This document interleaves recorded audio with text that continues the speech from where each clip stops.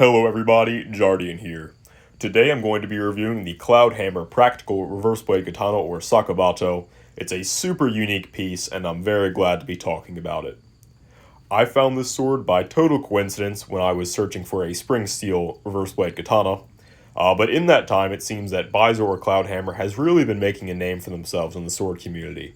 So even though this is a bit of a strange piece and most people are probably going to buy a normal katana, I hope that what I show in this review can give you a good idea of what you might expect if you buy one of these practical katanas from the company. Hope you guys enjoy. Let's start things off talking about the Tsuka. Now the handle of this katana comes with a very nice brown leather Ito wrap. It came very tight with evenly shaped diamonds, especially for a mid-range sword. The Fuji, Kashira, and Manuki all have that nice brass color to them, and the transitions are really great. They're not absolutely perfect with the way the Ito transitions onto the Fuji and Kashira, but out of all the swords I own, this has the best transitions by far. On at least one side, the transitions are almost perfectly flush. A few more notes on the Tsuka. It is just very nicely shaped. It is not only very slender, but it has a subtle Rico or hourglass shaping to it. The Tsuka really stands out as being of higher quality than the other swords in my collection. It is held in place by one Makugi. It is a very nice Makugi, and you can make of that what you will. However, in my opinion, the single Makugi as well as the narrow shape of the Tsuka not only show a confidence in the quality and shaping of their Tsuka core, but also shows their desire to provide a more traditionally proportioned sword to the market. The Tsuba is a Musashi or double ring style, which is my personal favorite. I love that it has depth on here, it has a perfect size for me, and I love the color. I was going to call it brass, but I did just find it on Hanbon listed as a zinc Tsuba. That does not detract from my enjoyment, but I thought that I should put that information out there. The Habaki is very nicely done. It has one small gap on that corner there, but otherwise the fit is just about perfect. I couldn't ask for much more on a mid-range beater sword like this, and I was very happy with it. And finally, the Saya. Now, I consider this a real high point for the sword with that beautiful, dark, wooden finish. It's very heavy at 1.2 pounds, and the sword itself is only 2.4, and it has that nice, thick sage at the top there.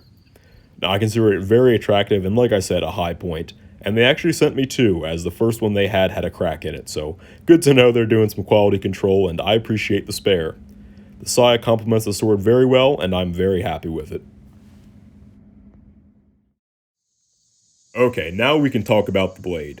Now this is obviously the big standout on this reverse blade katana. It is made of their nice German spring steel, which if you want to see how durable that is, please check out my video I did smashing stuff with this. I was very happy with it.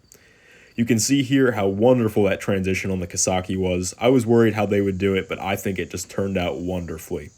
The blade came with a very nice polish right out of the box. It's a little smudged just because of being outside here, but it came with a mirror finish. It is 29 inches, which was just a little longer than I expected, and it actually has some very nice taper, which I'll talk about later. Now that Kasaki makes it very good for thrusting, despite the fact that it's a reverse blade katana. I was a bit worried, because again, depending how they shape it, it could be very poor for it, but they just did a great job on the termination, giving it a very sharp Kasaki. While I'm on the topic, I just wanted to throw this in, but it has a very cool property when you thrust with it. If the edge is up like here, it tends to naturally cut upwards as you stab into the target. You can see here it created a clean vertical cut, even though all I did was thrust in.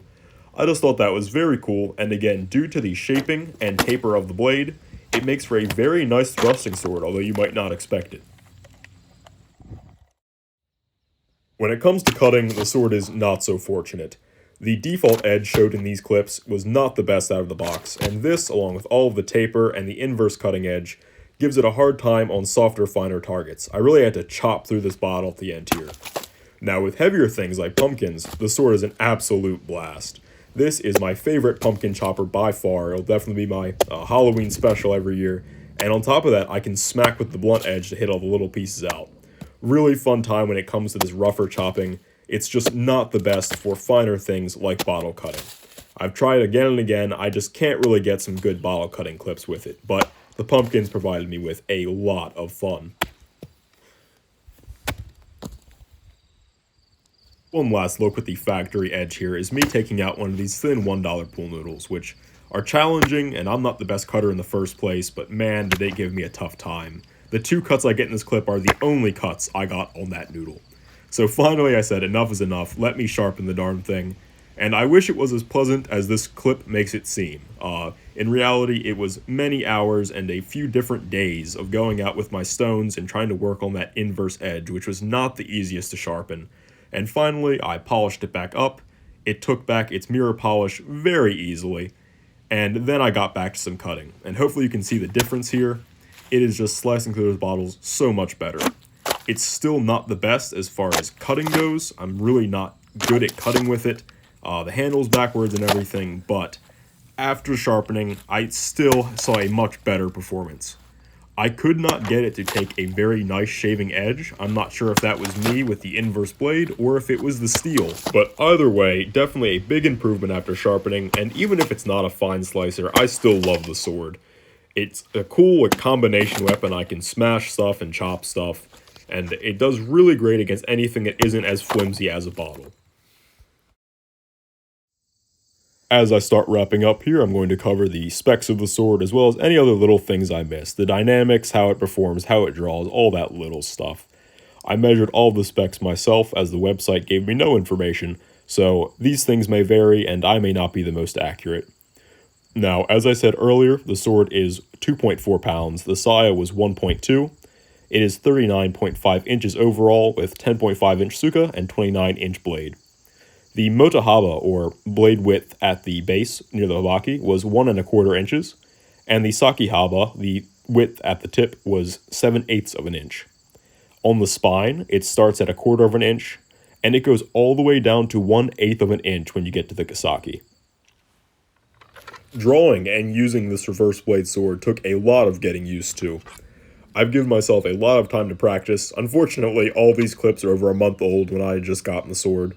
But even then, I hope you can still see that you can do most of your normal drawing with it with enough practice. It takes some getting used to cutting with, the handle being curved backwards, and putting it away is obviously different than normal. But overall, very fun for it. I still practice with it now, just because it's something different. I wouldn't recommend it as a designated Ei or Bato sword, but very nice, and the saya is very nicely shaped for it. One neat thing is that with the blunt outer edge, you can actually push on it as it leaves the saya. This lets you kind of snap it out like that. I wasn't doing it very hard there, but hopefully you can see here. It's just a neat little thing that you wouldn't want to do with a sharp sword. Obviously you can hurt your hand, but more importantly you might dull your blade. Just another neat thing, and this sword has given me a lot of fun with the drawing practice, just for being something different. Okay, now I'll just talk about the dynamics, and finally wrap things up. It's been very hard for me to think of what to say about the way this sword moves just because they made everything extremely average. It has a point of balance of 5½ inches, which combined with the weight and the only slightly longer than average blade, just puts everything about in the middle. So this, and I'm assuming the rest of their practical katanas, are definitely meant to be nice generalist swords. You could use them for Ei or Bato or cutting, or your forms or anything. They're very nicely shaped, and for $325, I think it's a fantastic deal. As far as beaters go or training tools, these are very nicely shaped swords, more than I thought I would ever see at this price range. Everybody, I hope you enjoyed. This video's taken me so long just because I keep changing my mind on what I want to say, but thank you all for watching. I will see you next time.